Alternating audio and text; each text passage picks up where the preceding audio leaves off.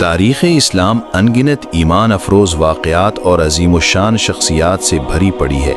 انہی شخصیات میں سے ایک سلطان نور الدین زنگی بھی ہیں، جن کا نام عدل و انصاف، جہاد فی سبیل اللہ اور عشق رسول کے لیے تاریخ میں سنہری حروف سے لکھا جاتا ہے۔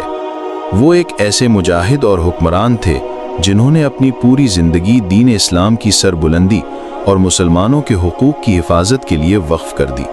ان کی زندگی کا ایک ایسا واقعہ ہے جو نہ صرف ان کی غیر معمولی حب رسول صلی اللہ علیہ وسلم کو اجاگر کرتا ہے، بلکہ اللہ تعالیٰ کی اپنے محبوب نبی صلی اللہ علیہ وسلم سے محبت اور ان کے روضہ مبارک کی حفاظت کے لیے غیبی مدد کا بھی ایک روشن ثبوت ہے۔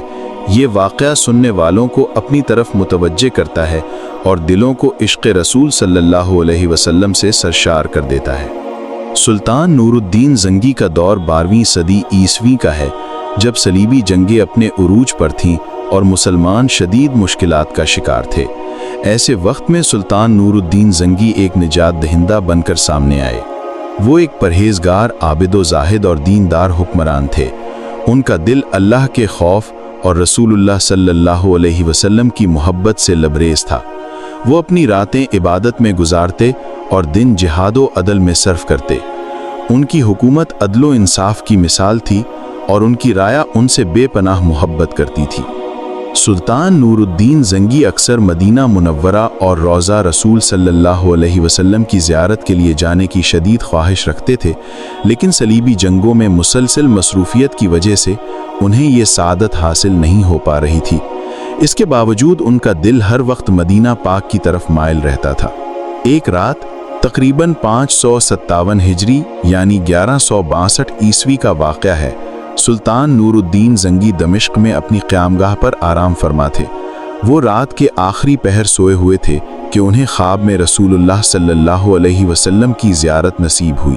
آپ صلی اللہ علیہ وسلم نے خواب میں 2 گندم گوں یعنی گہرے گندمی رنگ کے آدمیوں کی طرف اشارہ کیا اور فرمایا، اے نور الدین، مجھے ان دونوں شر پسندوں سے بچاؤ۔ سلطان ہڑبڑا کر اٹھ بیٹھے۔ انہیں یہ خواب بہت پریشان کن لگا۔ وہ وضو کر کے نماز پڑھنے کھڑے ہو گئے اور اللہ سے دعا کی کہ یہ خواب خیر پر مبنی ہو۔ انہوں نے دوبارہ آرام کرنے کی کوشش کی، لیکن نیند آنکھوں سے اوجھل ہو چکی تھی۔ تھوڑی دیر بعد جب ان پر پھر غنودگی طاری ہوئی تو وہی خواب دوبارہ آیا۔ رسول اللہ صلی اللہ علیہ وسلم نے وہی اشارہ کیا اور وہی الفاظ دہرائے، اے نور الدین، مجھے ان دونوں شر پسندوں سے بچاؤ۔ سلطان نور الدین زنگی تیسری بار بھی خواب سے بیدار ہوئے اور اس بار وہ شدید پریشان ہو گئے۔ انہیں یقین ہو گیا کہ یہ کوئی عام خواب نہیں بلکہ اللہ کی طرف سے کوئی اہم پیغام ہے۔ انہوں نے فوراً اپنے قابل اعتماد وزیر جمال الدین موصلی کو بلایا اور انہیں یہ خواب سنایا۔ وزیر نے خواب سن کر کہا، سلطان معظم، یہ خواب کوئی معمولی خواب نہیں، یہ اس بات کی نشانی ہے کہ روضہ رسول صلی اللہ علیہ وسلم کو کوئی خطرہ لاحق ہے۔ ہمیں فوراً مدینہ منورہ کا رخ کرنا چاہیے۔ سلطان نور الدین زنگی نے فوراً مدینہ منورہ کی طرف سفر کا حکم دیا۔ انہوں نے بہت کم محافظ اور اپنا خاص عملہ ساتھ لیا تاکہ کسی کو شبہ نہ ہو اور کوئی افواہ نہ پھیلے۔ وہ اس سفر کو انتہائی خفیہ رکھنا چاہتے تھے تاکہ مجرموں کو خبر نہ ہو۔ وہ بہت تیزی سے سفر کرتے ہوئے مدینہ منورہ پہنچے۔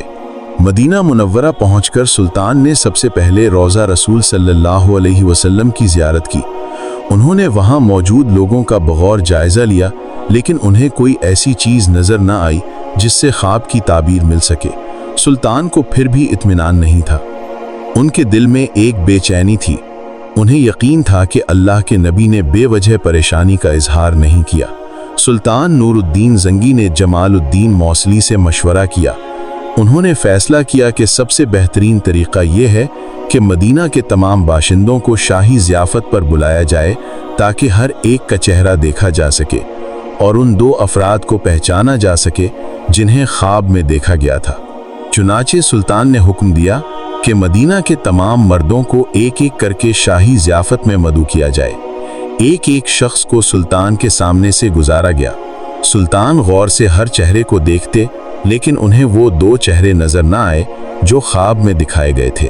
جب تمام لوگ گزر گئے تو سلطان نے پوچھا، کیا مدینہ میں کوئی اور شخص باقی ہے جسے اس ضیافت میں شامل نہیں کیا گیا؟ لوگوں نے جواب دیا، سلطان معظم، سبھی لوگ آ چکے ہیں سوائے 2 آدمیوں کے جو شہر سے باہر رہتے ہیں۔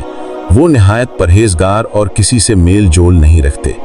وہ ہر روز مسجد نبوی میں نماز پڑھنے آتے ہیں اور پھر واپس چلے جاتے ہیں۔ وہ اللہ والے معلوم ہوتے ہیں اور اکثر لوگوں کی مدد بھی کرتے ہیں۔ سلطان نور الدین زنگی کے کان کھڑے ہو گئے۔ انہیں فوراً شک گزرا کہ یہی وہ 2 آدمی ہو سکتے ہیں جنہیں خواب میں دکھایا گیا تھا۔ انہوں نے فوراً ان دونوں کو بلانے کا حکم دیا۔ جب وہ دونوں آدمی سلطان کے سامنے لائے گئے تو سلطان نور الدین زنگی نے انہیں دیکھتے ہی پہچان لیا۔ یہ وہی 2 گندم گوں آدمی تھے جو انہیں خواب میں دکھائے گئے تھے۔ سلطان نے ان کے چہروں پر ایک عجیب سی گھبراہٹ اور ہوشیاری دیکھی۔ سلطان نے ان سے پوچھا، تم کہاں رہتے ہو اور کیا کرتے ہو؟ انہوں نے جواب دیا، ہم مغربی ممالک سے آئے ہوئے کچھ مالدار لوگ ہیں۔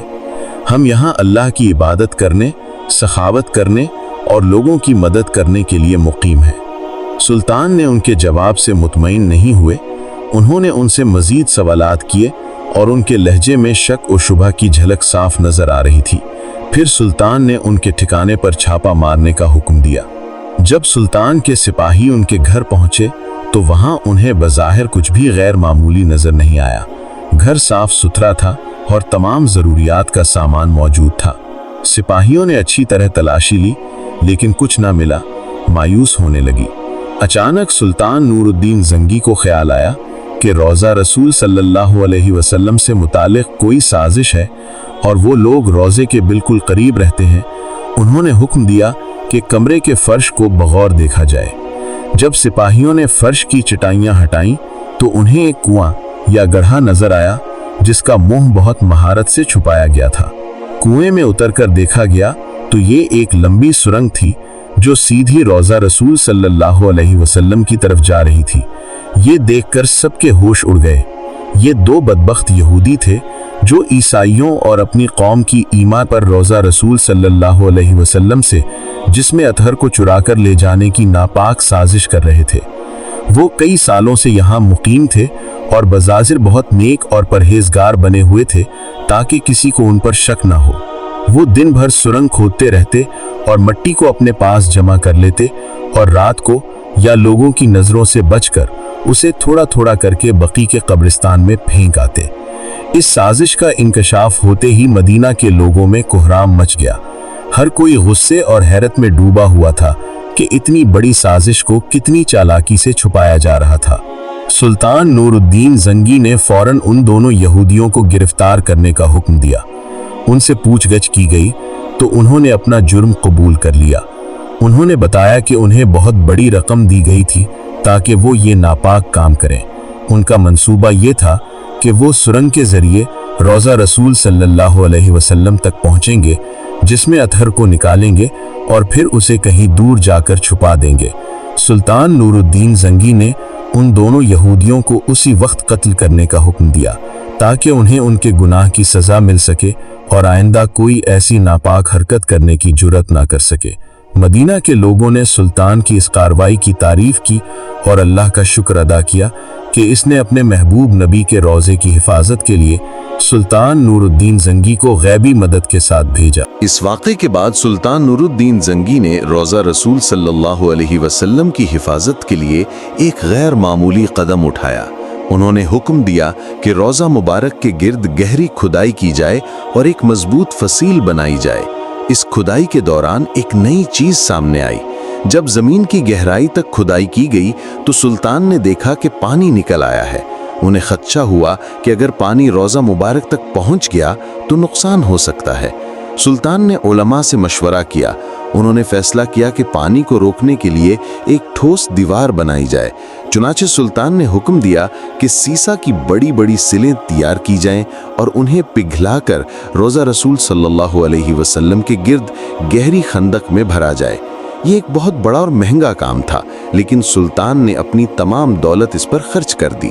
जब सीसा ठंडा होकर जम गया तो वो एक नाकाबिले तस्खीर दीवार बन गई जो रोज़ा मुबारक को हर किस्म के बैरूनी खतरे से महफूज रखती थी। ये दीवार आज भी मौजूद है और ये रोज़ा रसूल सल्लल्लाहु अलैहि वसल्लम की हिफाजत की एक अजीम अलामत है।